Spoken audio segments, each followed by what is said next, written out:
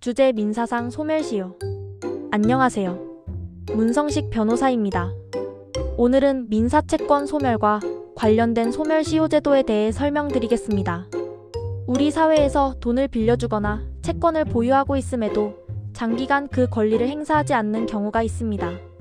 이런 상황에서 시간이 많이 흘렀을 경우 채권자가 그 권리를 행사할 수 없게 되는 경우가 생기는데 이 제도가 바로 소멸시효제도입니다.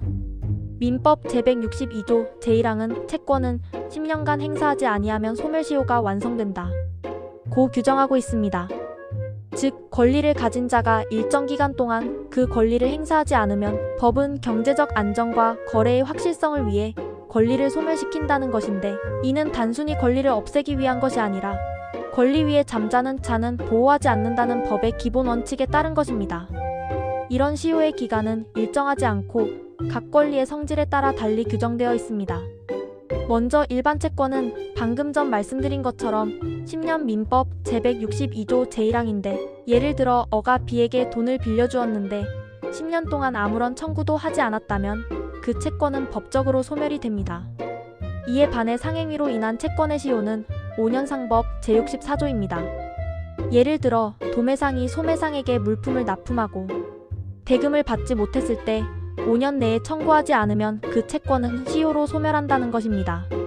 그 외에도 민법은 단기 소멸시효를 정하고 있는데 3년의 소멸시효에 해당되는 채권은 이자부양료금료 사용료, 의사 변호사공 인중개사 등의 채권이며 1년의 소멸시효에 해당되는 채권은 숙박료, 음식점비, 운송료 등입니다. 즉, 모든 채권이 10년인 것은 아니며 특정 직업이나 거래 유형에 따라 훨씬 짧은 시효기간이 적용된다는 것입니다.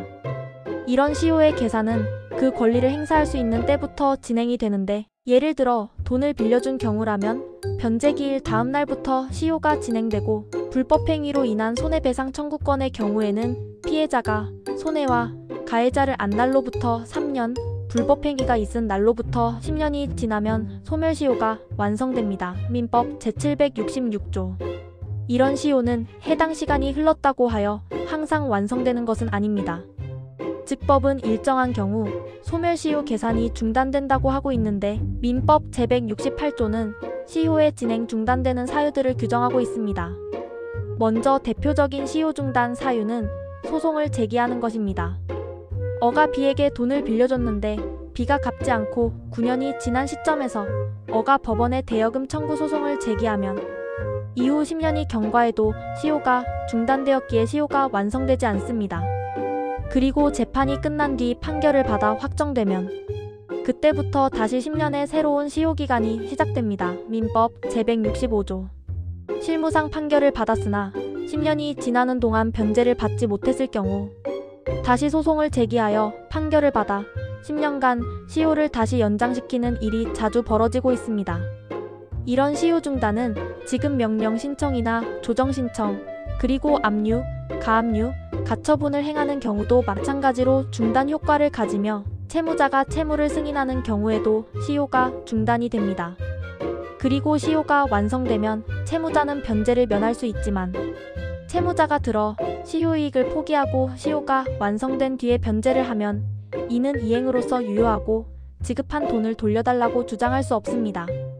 이렇게 시효가 완성되면 채권은 소멸하는데, 다만 시효는 법원이 직권으로 판단하지 않으며 채무자가 시효가 완성되었다는 항변을 해야만 효력이 발생합니다.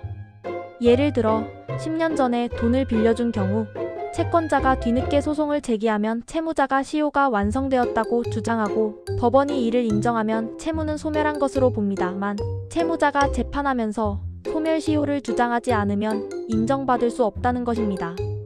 오늘은 민사상 소멸시효제도에 대해 설명드렸습니다. 지금까지 문성식 변호사였습니다. 감사합니다.